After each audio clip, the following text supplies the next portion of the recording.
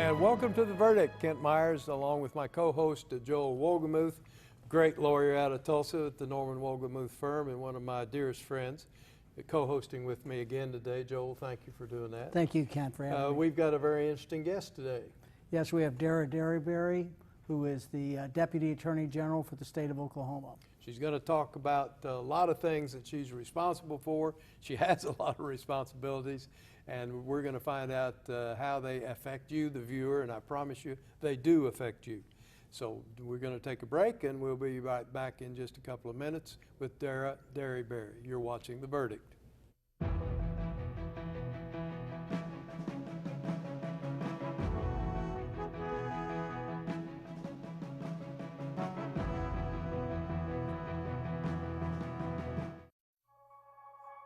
I am a raw food culinary chef, and my co-founder and I became super passionate about just nourishment and simple, fresh, healthy ingredients. My name's Haley Nutt. I am the founder of Tribal Cold Pressed Juice, and I am Chickasaw. We started pressing our juices, just the raw organic produce. We hand bottle, hand fill, hand label. The name Tribal came from my Chickasaw roots. It really is focused around the idea of community. I definitely feel honored and humbled to be a modern day Chickasaw in this community and really taking my roots and my heritage and using it as honestly fuel and motivation because I want to carry it on. I want to carry on the legacy of building things up, of having resilience. Tribal is growing and expanding, and we want to continue to grow it. And if doors open, we will walk through them. See more stories about the Chickasaw people at profilesofanation.com.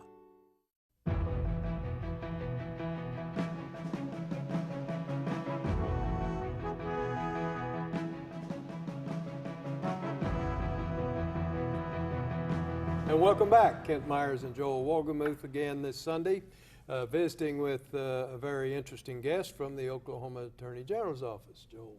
Yes, Dara, I have to start by asking you a question about your father, who was a legendary Attorney General for the state of Oklahoma, a good friend of mine for many years, was a really very exceptional Attorney General and lawyer. Tell me what it was like growing up in the Derryberry family. Well, thank you for having me today. I really appreciate the opportunity to be here. And I do appreciate the opportunity to talk just a bit about what it was like. It was certainly a privilege to be raised by both of my parents, both fine individuals in many of the same respects and in some different respects. Certainly, everywhere we went, folks knew them. And I don't mean to say recognize them, I mean folks knew them. And they knew them as two people who loved their state and who lived their values. And so from them, certainly I benefited in learning those values. I learned from them the importance of working together on solutions to problems that face us as Oklahomans. I learned the importance of being willing to take courageous action when it is called for. And I really learned the importance of encouraging each other along the way, regardless of the outcome. So, you know, it's those values that have shaped my approach and my purpose in what I do for the Attorney General. They've certainly caused me to respect and honor the Attorney General in particular that I have the privilege of working for, Mike Hunter. My father and General Hunter were good friends, and had my father lived to see Mike Hunter sworn into office, he would have been at the front of the line celebrating because he knew that he had a heart for courageous, dedicated public service in the same way that my father did. So it's a real privilege to be working at the office on behalf of Oklahomans. Dara, it just kind of occurred to me as I was thinking about this show. This, of course, is your first appearance on The Verdict, but this is almost like going home for you because you and I practiced law together for a brief period of time right after you got out of law school, not long after you got out of law school, and we're televising on the Cox station, and you have affiliation, had affiliation with Cox over a number of years, and now you're back with the Attorney General's office. How does that make you feel to come home again? It feels really good and comfortable. I am pleased that I've had the opportunity to enjoy both public service and time working in the private sector. I think it helps me to appreciate all sides of every issue, having had, my foot in different pieces of that at different points in time. And I'm sure pleased to have a chance to sit back together again after all of these years and talk about the important work of our office. Well, I'll just tell the viewers, you haven't changed a bit. No. Neither have I, of course. Of course not, no. Let's talk about the major areas of responsibility that you have at the Attorney General's office. Sure. So my job at the office is to lead our Public Protection Division. And that division is comprised of 5 different units. That's the way our office is organized, is in divisions and units. And the units that are in the Public Protection Division are the Consumer Protection Unit, the Medicaid Fraud Control Unit, the Utility Regulation Unit, the Conservation Unit, and the Office of Civil Rights Enforcement. So it's through that division that we really work to secure a safe and fair marketplace for Oklahomans, to ensure affordable and reliable utility service for Oklahomans, to protect the environment, to advance the cause of civil rights, and to foster a safe and honest Medicaid system for its health coverage recipients. Well, Dara, that's the heart of public service, all those areas. And let me ask you, with respect to enforcement, what does the Attorney General's office do to actually enforce and ensure compliance with the laws that you're dealing with every day? Well, we have a host of dedicated folks, which include lawyers and agents and support staff, who all work towards enforcement measures when necessary of the statutory responsibilities given to the Attorney General. So sometimes that involves actually initiating legal actions against entities or individuals who are out of compliance with the law. Your background was interesting to me as I looked in preparation for this show, because you have had practical out of the AG's office experience in most of these areas that you now have responsibility for. That's right. How has that helped you to have worked on, if you will, on the other side of the fence from the AG's office? Well, I certainly think it gives me a unique perspective. It helps me to understand the legitimate concerns of the businesses that we are working with day in and day out under the structures of the law. So, we certainly encourage and want to enable businesses to flourish in our state. But we want them to be, good actors who are working towards the benefit of Oklahomans, rather than the businesses that are thankfully in the minority, but those who are tending to defraud or scam Oklahomans. Kent, on a personal note, I think everybody who knows Dara knows that she is, unlike us, was #1 in her class at law school, and then had the... Oh, you weren't? I was at the top quarter of the bottom third. But Dara, you did have the opportunity in your career to work also for Judge Robert Henry, didn't you? Yes, I did. And tell us what that involved, because that's a real honor and a great experience, great for your experience, I know. It was an absolute honor. It's something that I had not really anticipated while I was in law school. I was on a certain career path to just hit the ground running practicing law.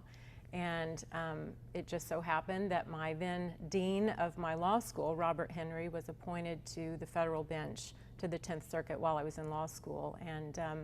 And I thankfully had the opportunity to clerk for him as one of his initial law clerks, alongside your smart and talented daughter. Thank you. Yes, and it was an incredible experience. It was something that helped me understand and appreciate what I experience today in terms of the diversity of issues that come before judges in that capacity. The same can be said in what we do today, just from a different context. But really incredible experience. Well, speaking of your law school class, that you were #1 at OCU Law School, and they have a new dean. Yes, they do. Just recently announced. Have you met the dean yet, or are you familiar with him? I am familiar. We were in law school at the same time I at didn't know OCU, that. Yeah. and Jim so Roth. that's right. So I have known Dean Roth Yeah. for a very long time, and in utility matters, have certainly been engaged in some common cases at the same time, because a lot of his law practice involved issues that our office encounters. So we've not lost touch. We've taken different positions at times, but always collegial and friendly, and I respect Jim, and I'm sure glad to see him in that position. I think it's for the benefit of the law school. Well, I think the general reaction in the community was, of course, quite positive to his selection. This would be a good time for us to take a break, and then we'll come back and visit some more. Our guest today is Dara Derryberry, Assistant Attorney General with the state of Oklahoma in the Attorney General's office. Joel Wohlgemuth and I will be back after a short break to visit more with Dara. You're watching The Verdict.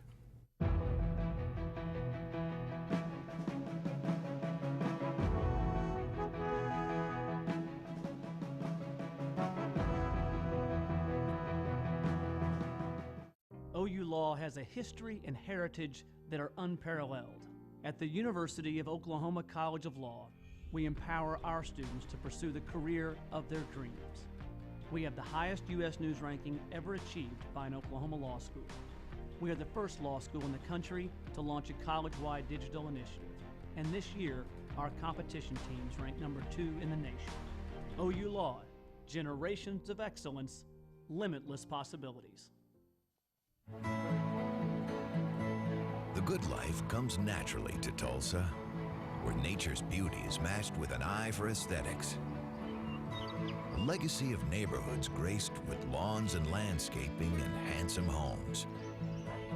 A place that seems to have patented an ideal lifestyle.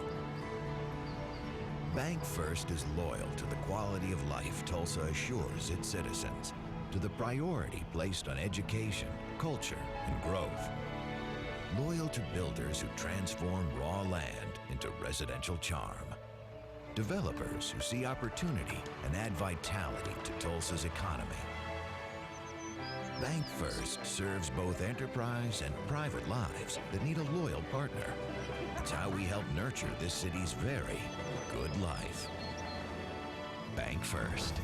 Loyal to Oklahoma. Loyal to you.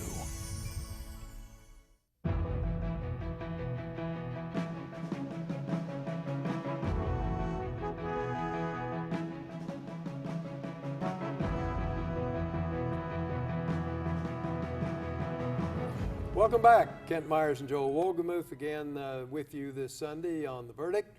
Our guest today is Dara Derryberry with the Oklahoma Attorney General's office.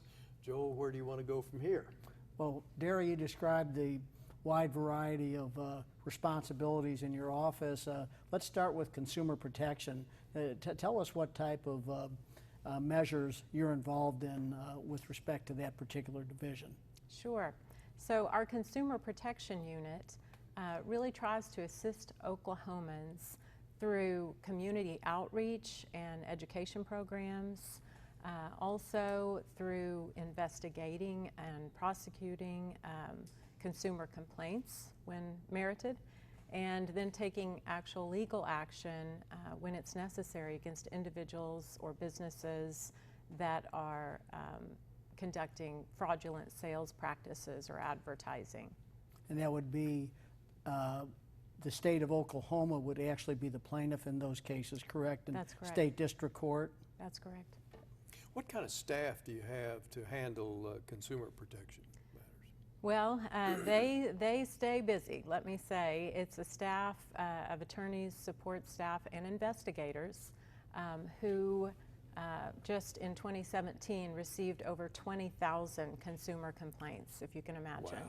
Wow. They were successful in recovering over $250,000 for victims just in 2017, and just over $135,000 in criminal restitution. So they worked tirelessly to try to protect Oklahomans against fraud and to try to make them whole when they fall victim to fraud. Is that Julie Bates? Yeah, Julie Bates is the chief of that unit. Bates, That's excuse me. correct. It was Tom Bates, and That's then right. Julie Bates. That's right. That's right. She is the leader of really a very solid and hard-working team.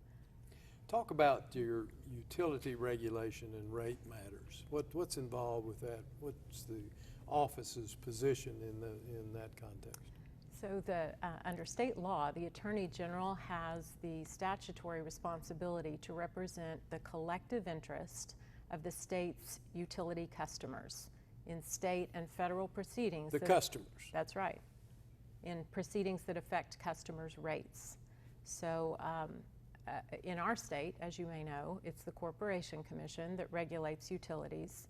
And a good example of the type of work that we do with the Commission on behalf of customers, from our perspective, were a number of cases that we filed in January to achieve a customer rate reduction following the federal income tax cuts. It's General Hunter's belief that the tax savings that utility companies immediately received by virtue of that tax cut should be passed on to customers. We recognize that utility companies need to maintain a healthy portfolio to attract investors, but it's our job to make sure that customers don't pay more than they need to pay for the services that they need. And what kind of action in the Corporation Commission, I guess, have you instituted to try to bring about those refunds? We initiated 5 separate actions to initiate those refunds, and they are all proceeding along on somewhat specific procedural paths depending on the company and where they were in terms of various rate-making proceedings, but they are all moving forward with the aim of getting customers the money that they're due.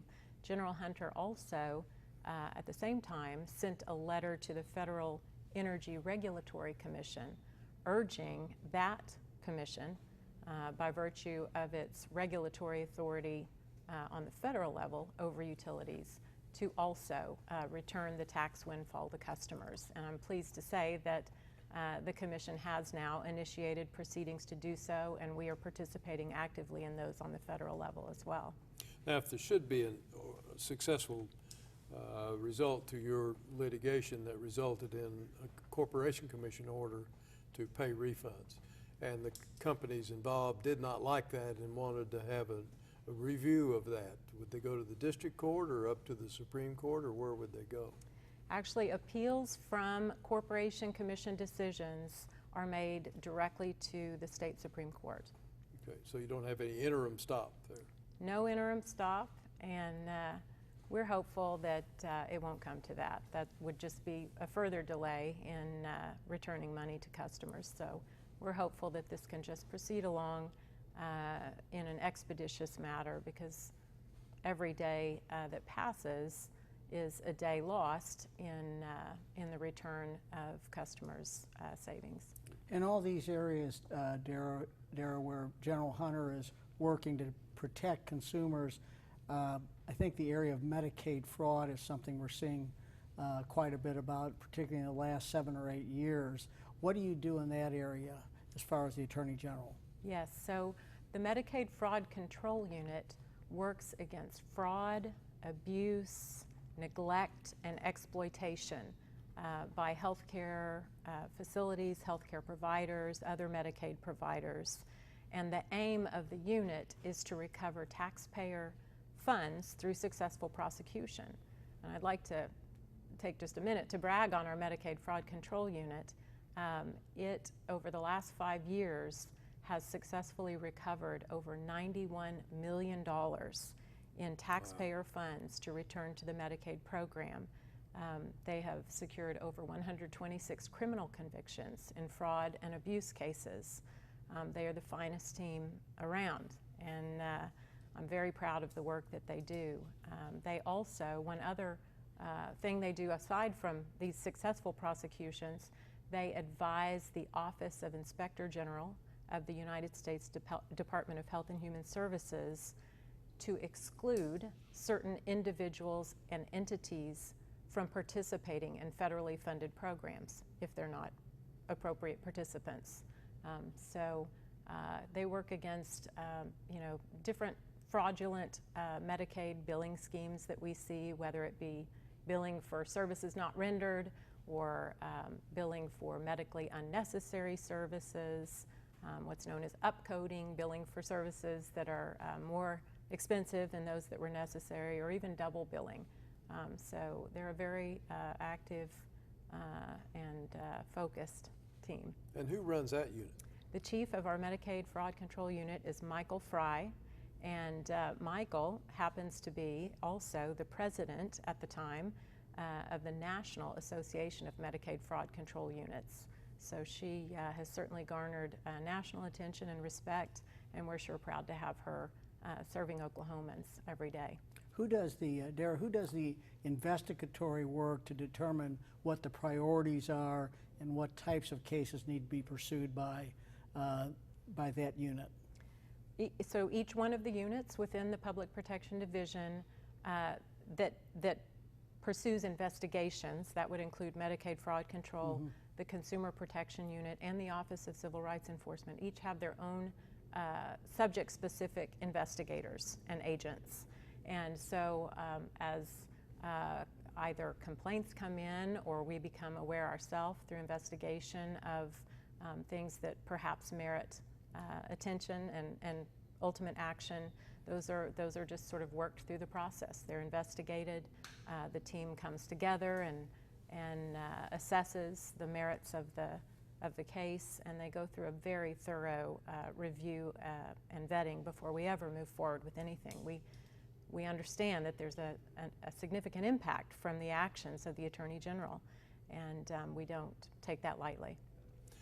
You mentioned in your overview of the areas over which you have responsibility, the civil rights enforcement. Can you talk a little bit about that? We have about a minute and a half left. Sure. The Office of Civil Rights Enforcement is responsible for enforcing the state's anti-discrimination laws. And at the moment, our team is particularly focused on sexual harassment.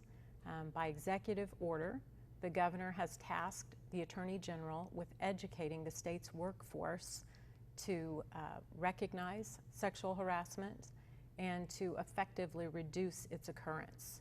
So we're preparing training for all the state agencies and public officials that will be rolled out in the coming months. We're even putting it together in a DVD format so that it's not just available now, but in the future as new employees come on board. Dara, I'm sorry, that's going to have to be our last word, but those were very good words, and we appreciate so much you enlightening our viewers about what you do.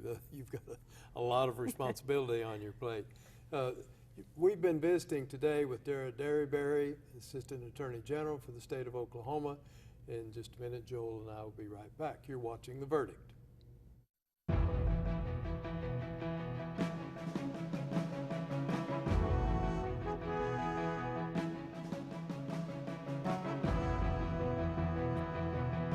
There are now 11 million of us who live here and work here.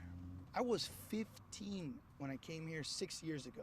I raised my family here, drive my truck to my job every day.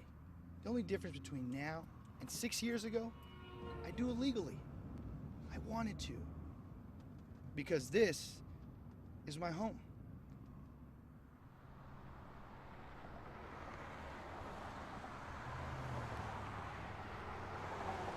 All children deserve a life of hope and love, but sometimes they experience a life of pain, neglect, and abuse. When that happens, each child deserves all the quality assistance and representation that can be offered in our legal system. For more information, call 23-CHILD. Oklahoma Lawyers for Children, helping to bring hope and love back to the lives of abused children. You will always be mom and dad to me. You have children coming from a different lifestyle, different mindset. You have to open your arms and really do what you have to do to have that child become a part of your family. And if it's more patience, that's what you do. Kids gotta know they can trust you. And that's what we try to do with these kids. You will always be mom and dad to me. The Journal-Record is pleased to be a sponsor of The Verdict. The Journal-Record, since 1903, the best source of Oklahoma business news and legal information.